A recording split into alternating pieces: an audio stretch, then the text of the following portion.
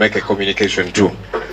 But very briefly, all of us have been watching what's been happening in the country, the intimidation, the brutality, the untold persecution by the regime towards us, towards our presidential candidates, towards our supporters.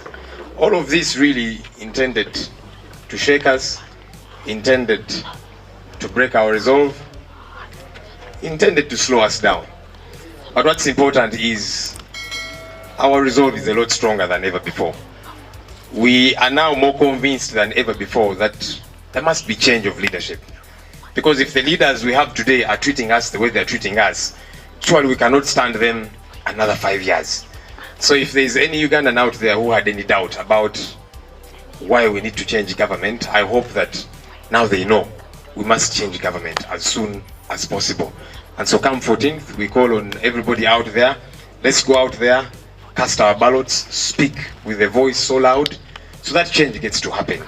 We should not continue to live this way. And the state continues to do many different things, to intimidate, to shake us, like I'm saying, none of which will succeed. This morning I read a headline in the New Vision, that's the government newspaper, which said 200 NUP leaders have crossed to the NRM. And I said, wow, who are these leaders? Because we, the leaders of NUP, do not know about them. So I don't know who anointed them leaders. And then eventually they crossed over. Again, these are the many gimmicks that are going to keep happening. You're going to see a lot more. So you remember that there's a time police and the military came here. They raided our offices and took all manner of paraphernalia. They took t-shirts, they took berets, they took umbrellas. So don't be surprised if because they took t-shirts in hundreds of them. They brought a huge truck, military truck, in which they packed all these different things. And now we are beginning to see these t-shirts at work. So every so often you'll be seeing 200, 300, they will dress them in these t-shirts. And then they say NUP leaders have crossed over. So these things are not surprising. They'll keep happening, expectedly. But ours is to remain focused. Ours is to remain focused on what we are pushing, on what we are pursuing, which is change. And even when some genuine leaders or some genuine supporters every once in a while will fall off, because that is expected too, that there will be one or two who will drop the ball, who will fall off along the way. Of course, even when it's two, the media will exaggerate it and make it seem like the whole NUP has crossed over.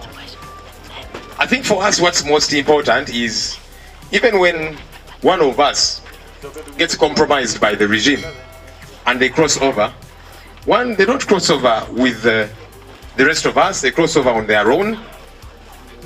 But two, and most importantly, the issues that they have been raising remain. The poverty remains. The lack of medicine in our hospitals remains. The unemployment among our young people remains.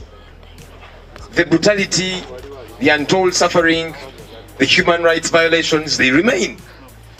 So that's why the rest of us remain, because the critical issues are not addressed. So if today the state decides now we have bought Joel Senyonyi at whichever amount of money, Senyonyi might cross over, or anybody else, but the issues remain. And Ugandans continue to suffer. And those Ugandans who are suffering will remain focused on the real issues. So they might try and poach a few people here and there, but the critical issues that we are raising remain, and we shall keep pursuing them. Tuze tulaba ebigenda maaso mu ggwanga lyattu lino, okutyobola eddembe lyaffe, erya presidential candidate waffe, n'abawagizi baffe, era nga kulembeze waffe ne bakulembeze bannange bajja byogerako. Naye bino ebigenda maaso, okutta abantu baffe, okubatulugunya, abangi bapookya na biwundu, eyo gye bali, bagezaako tusala speed, bagezaako tunafuya. Naye ffe tuli bamalirivu. In fact, bwaba nga waliyo bannayuganda eyo ababadde bakyabuusabuusa nti oba Mwami Museveni agende oba tagenda, kasuubire nti kaakati ansa bagirina, nti omukulu ono ne banne baafuga nabo bawummule. Kubanga olaba batuyisa bwe bati, surely tetuyinza kubakkiriza kutuliisa kakanja kutubonyaabonya myaka 5 emirala.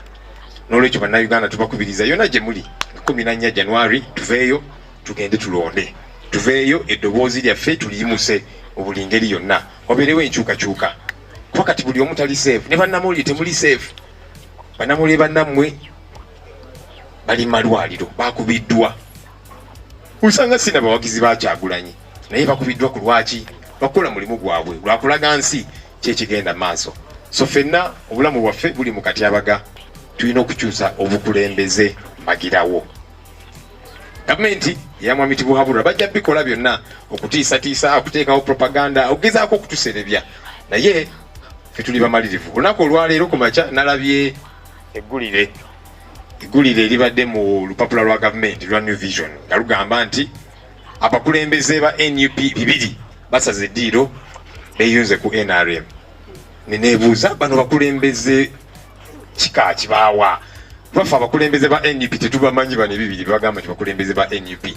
Naye because bakikola okuteekawo embeera kubanga beekwata ku busubi akazito bakawulira.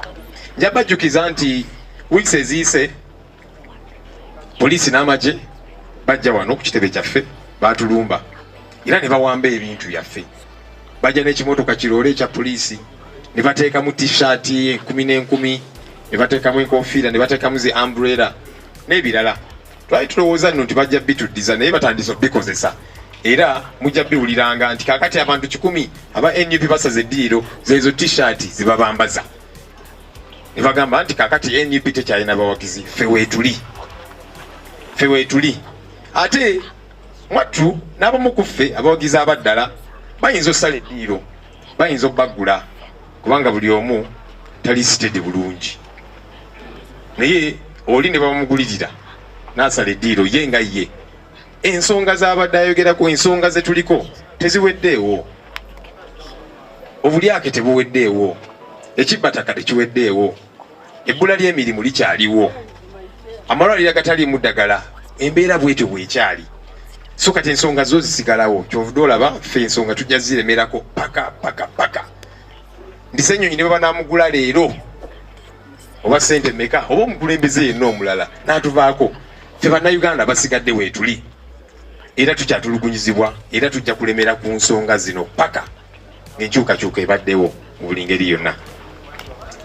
I want to invite my colleague leaders to